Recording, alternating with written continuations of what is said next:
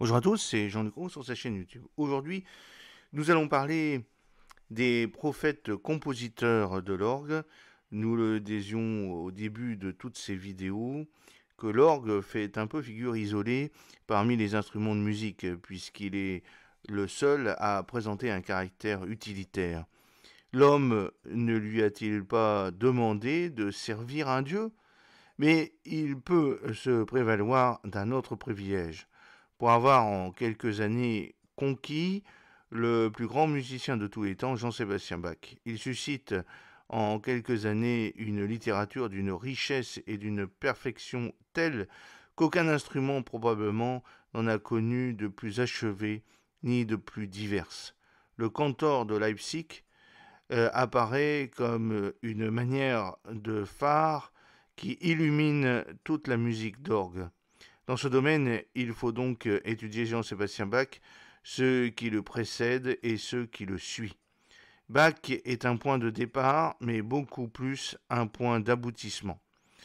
Les prophètes qui annoncent ce héros apparaissent d'autant plus grands qu'est grand celui-là qui vient de les parfaire. Après Bach, il semble difficile, voire impossible, d'enrichir un tel domaine. Des compositeurs de talent s'efforcent de renouveler le langage, mais peut-on là parler d'un même art, d'une semblable esthétique? Les disciples ont-ils toujours écouté le maître? Dans l'histoire de la musique d'orgue des origines jusqu'à Jean-Sébastien Bach, on aperçoit trois périodes d'inégale longueur, d'inégale importance. La première s'étend du XIIe à la fin du XVe siècle. Nous n'aurons que peu à dire sur ces primitifs de l'orgue, dont beaucoup demeurent anonymes. La seconde s'inscrit au XVIe siècle. Les précurseurs éloignés du cantor prétendent déjà au nom de grands maîtres, créateurs, à vrai dire, du premier art instrumental. La troisième période s'ouvre vers 1580 pour se clore à l'aube du XVIIIe siècle.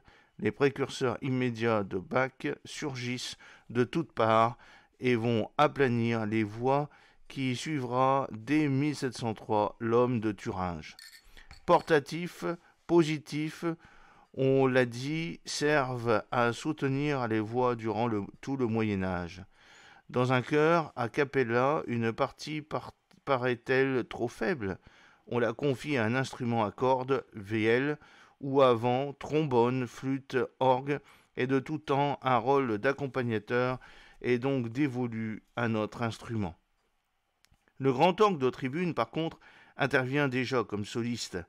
La première œuvre qu'on puisse lui attribuer avec quelque certitude remonte au premier quart du XIVe siècle. Dans une tablature anglaise de 1325, des préludes libres côtoient des transcriptions d'œuvres vocales. L'art instrumental en est à ses balbutiements. Très proche de l'art vocal, il aime à s'enrichir de festons, de traits animés confiés à la voix supérieure, plus que de majestueux accords. Notre instrument est en voie de formation. Nos primitifs cherchent à en tirer le maximum, comme le recteur de Stendhal, le frère Helborg, qui, dans ses préludes de 1448, est un des premiers à exiger l'emploi de la pédale. À côté de ces préludes, voici de longues improvisations sur des thèmes populaires germaniques qui donnent matière à d'interminables séquences, répétitions ou rosalies. Infiniment plus riche de substance, l'œuvre de l'aveugle de Nuremberg, l'organiste Konrad Paumann, vers 1410-1473, au service de la cour de Bavière. Professeur, il laisse dans sa méthode Fundamentum Organensendi le secret du son brillant d'enseignement. Il apprend à improviser un verset sur un thème liturgique, un préambule. Il enseigne à tous ses élèves l'art de la transcription, la bonne manière pour colorer une pièce vocale. Aussi, lorsque, vers 1470, une main anonyme réunit dans ce précieux manuscrit le Buchenmeier Orgelbuch, qui un certain nombre de pièces d'orgue, celles de Paumann, sont-elles mises à l'honneur et donne-t-elle, à côté des transcriptions des meilleures chansons et ou motets de Dunstable, Bichois, Dufay ou son prix de cette anthologie. Non loin de Poman, trois noms brillent au premier rang de ces primitifs à la fin du XVe siècle. Heinrich Isaac, Schlink ou Paul Hofsheimer.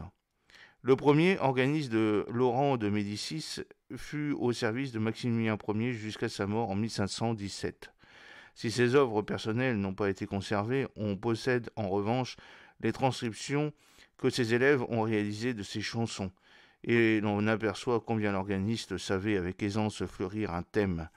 Le second aveugle de Heidelberg, mort après 1517, développe avec son art les quatre parties de son discours, sachant imposer un thème de plein chant en valeur longue à la basse et le parer d'un triple contrepoint au manuel, formule qui ira en répétant jusqu'au milieu du XVIIIe siècle. Le troisième, Paul Hofsheimer, 1459-1537, le prince de l'orgue, sert tantôt l'archiduc Sigmund à Innsbruck, tantôt l'empereur Maximilien.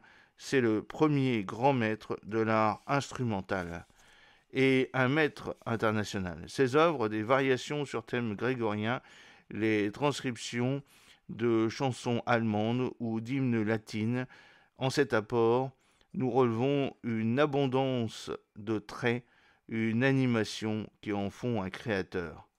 Ces éléments de vie semblent en son œuvre contenus par une voix plus austère, celle qui clame le plein chant et qui se laisse parfois emporter, voire déborder par ses traits, ses syncopes, ses groupes qui dévalent un instant la pente, pour se redresser habilement et repartir vers d'autres cieux. Le voici bien le maître de la virtuosité. Ses élèves spirituels seront plus tard rois dans le domaine de la toccata. Pour l'instant, il y a de nombreux disciples. Hans Büchner, organiste de Constance, reprendra le thème de plein chant, Cantus Firmus, dans les différentes voix de sa transcription ornementale 1493 vers 1540. Et par là, il se fera l'initiateur du contrepoint imitatif. Sous l'influence de son maître, il semble dicter aux organistes une coutume qui deviendra bien vite une tradition, le sujet grégorien, qui était tout à l'heure synonyme de liberté et de souplesse, s'étire en une suite un peu monotone de valeur longue d'égale durée. C'est la réponse au thème proposé dans un Kyrie, un Gloria ou un Sanctus pour les voix de la Scola, et supporte une mélodieuse architecture toute de gamme de broderie. Autre élève de Hofsheimer, c'est Nachtigal, qui était organiste de Saint-Thomas de Strasbourg en 1537, et ce Kléber, mort en 1556, organiste à Forchheim, auquel nous devons une riche tablature d'orgue en laquelle se généralise l'emploi de la pédale ainsi que le procédé de l'écho entre deux groupes de voix. Cotter, mort en 1542, organiste à Fribourg en Suisse, adapte des motets latins, des chansons allemandes, italiennes ou françaises, des danses même dont il aime à désarticuler le rythme et ornementer les sujets au point qu'il sera difficile de les reconnaître. En l'une et l'autre œuvre de Büchner, Cotter ou Kléber, voici ce que l'on surprend, les signes d'un nouveau style. La polyphonie fait place parfois à l'harmonie, au contrepoint. Ces auteurs tendent à substituer ici ou là ces accords fondus et harmonieux que le tuyau rend moelleux à l'oreille. En cette fin du XVe siècle, la France est peut-être tout aussi riche en organistes que les pays de langue germanique. Mais ceux-ci gardent l'anonymat. Du moins, certains éditeurs parisiens, comme Pierre Athénian, publient leurs œuvres vers 1530-1550. Ce sont des transcriptions ornementées de motets polyphoniques, Févin, Aubrecht, Compère, Brumel ou de chansons, Sandrin, Jeannequin, Mittandier, Lepelletier, Gombert. Des versets pour les messes ou pour les cantiques de la Vierge. L'art décoratif ne semble pas avoir échappé au maître français qui a librement paraphrasé le Te Deum. Il faut ensuite rapprocher de ces primitifs allemands et français les œuvres des deux Italiens qui paraissent annoncer dans la musique d'orgue cette révolution qui doit marquer au XVIe siècle une totale coupure entre l'art vocal et l'art instrumental. Le Bolonais Marco Antonio, établi à Venise, publie son livre d'orgue en 1523. Esprit ardent dans les improvisations libres porte le nom de Ricercari, recherche sur un thème. On y relève des modulations audacieuses, de souples cadences, une curieuse richesse de taille et d'ornementation, et une étonnante aisance à faire progresser 6 voix simultanément. Il possède une science de la transcription dont aucun de ses contemporains ne peut se prévaloir. Son fils, Girolamo Cavazzoni d'Urbin, publie quelques 20 ans plus tard, en 1543, 2 livres d'orgue en lesquels il offre des versets destinés à l'alternance vers la scola, Magnificat, hymne, etc. Génie moderne qui abandonne le travail scolastique par compartimentation ou cellule et qui développe un thème construit en sacrifiant le détail à l'ensemble. D'autres périodes mélodiques, un vrai sens de la polyphonie et de l'architecture, de séduisantes cadences avec des appels à la sous-dominante dont tous les classiques et Bach sauront profiter. L'apport est immense de cet organiste qui clôt une époque, qui en ouvre une autre. Il sera continué par Flogiano et Segui. Tous les auteurs que nous venons d'énumérer ont écrit pour le clavier. Leur œuvre s'adapte aussi bien à l'orgue qu'au clavicorde, au clavecin. C'est dire qu'à cette époque, les instruments ne jouissent pas de l'individualité qu'ils connaissent de nos jours. C'est dire aussi que les compositeurs se bornent à la bien écrire, sans se soucier de ce truchement tout matériel, l'instrument qui traduira leurs pensées, on dirait presque leur devoir. Pourtant, le XVIe siècle inaugure une période nouvelle dans l'histoire de la musique, un art instrumental prend corps qui ne doit plus rien à l'art vocal, qui s'épanouit en des formes inédites, qui possède sa technique, son vocabulaire. Dans l'histoire de la musique, 3 foyers contribuent à la naissance de ce langage. L'Italie du Nord, l'Espagne, l'Angleterre. C'est ici et là qu'il faut chercher les précurseurs éloignés de Jean-Sébastien Bach, qui, fort d'une tradition timide encore, n'hésite pas à briser les cadres et faire figure de révolutionnaire. Nous parlions tout de suite de Venise. La doctrine qui prêche Marco Antonio et son fils Cavazzoni va porter des fruits sans tarder. Le Ricarre est né, ouvert à l'imagination, à la fantaisie de tous. La basilique de Saint-Marc s'orne de 2 orgues qui se répondent chacun sur une cantoria. Et les premiers organistes du temps s'y font entendre. Un flamand d'origine, Jacques Buns, qui édite en 1549 dans la ville de Doge des ricareries riches de sève et de science. Un autre flamand, 10 ans plus tard, Adrien Villard, livre à l'éditeur des fantaisies pour instruments dont la raideur a disparu. Annibal Padovano, 1527-1575, applique à l'orgue toutes les ressources du contrepoint que ces étrangers lui enseignent. Il révèle au public le caractère architectural de son instrument et excelle en tel ricercare sur le Salve Regina à établir un canon entre la basse et le soprano, annonçant par là les grandes figures décoratives des Gabrielli. Voici les maîtres, tous les deux vénitiens de naissance. Andrea Gabrielli, mort en 1586, tient le second orgue de San Marco. Son disciple et neveu Giovanni est titulaire du premier, 1557-1612. Depuis la mort de Claudio Merullo, 1553-1604, autre organiste et compositeur de race. Dans l'œuvre du premier, nous relevons des ricercari, des intonazioni, des toccate, des canzoni alla francese. De cette riche Venise, domaine de la couleur et du feu, les formes une à une jaillissent, curieuses, pleines de substance, souvent fort longues, souvent très brèves.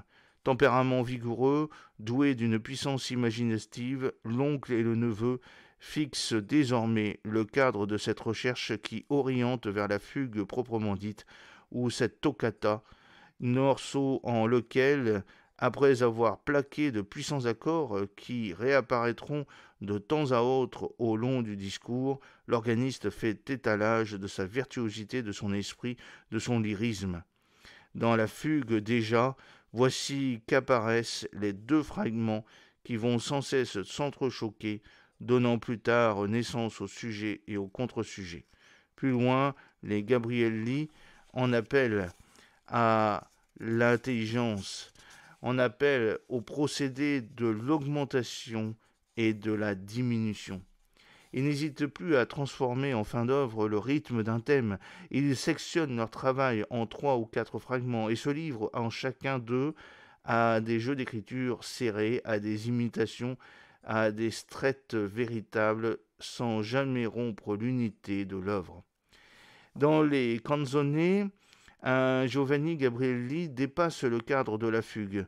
En une large fresque, il oppose l'esprit du ricaré à celui de la toccata, tenant toujours l'intérêt en éveil. C'est l'éclat qu'il cherche et c'est la grandeur qu'il atteint en posant les jalons de la future sonate. Depuis quelque temps déjà, un autre centre de musique d'orgue avait vu le jour dans la péninsule ibérique. Dans leurs œuvres, comme dans leurs traités, les organistes espagnols ouvrent également le chemin de la fugue classique. Le ricaré porte ici le nom de cento.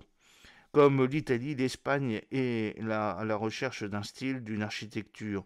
Au milieu du XVIe siècle, Juan Bermudo et Luis Venegas prêchent d'exemples. Un dominicain, Thomas de Santa Maria, à l'appui de ses conseils didactiques, publie plusieurs piécettes, parmi lesquelles il prouve à ses élèves comment se doit écrire une exposition de fugue.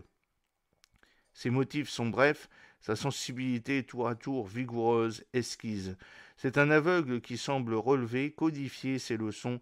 Antonio de Cabezón, 1510-1566, est musicien de la chambre et de la chapelle de Charles Quint et du roi Philippe II.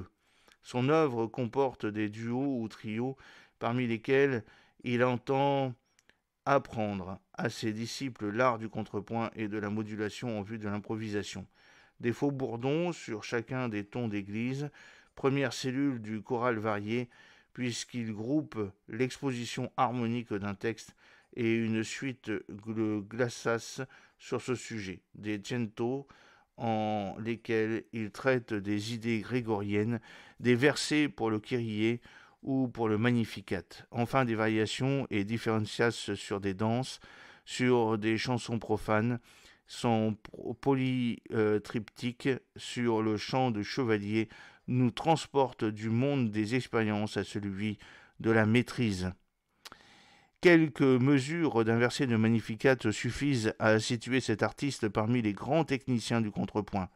Les thèmes offrent une beauté, une souplesse rarement atteinte encore. L'homme se double d'un poète, les harmonies audacieuses, les modulations témoignent de la curiosité d'esprit. Il soutient l'intérêt par le mélange permanent des rythmes binaires et ternaires. Rien ne lui échappe de l'art spirituel raffiné, de la variation dont il apparaît comme l'un des principaux héros dans l'histoire.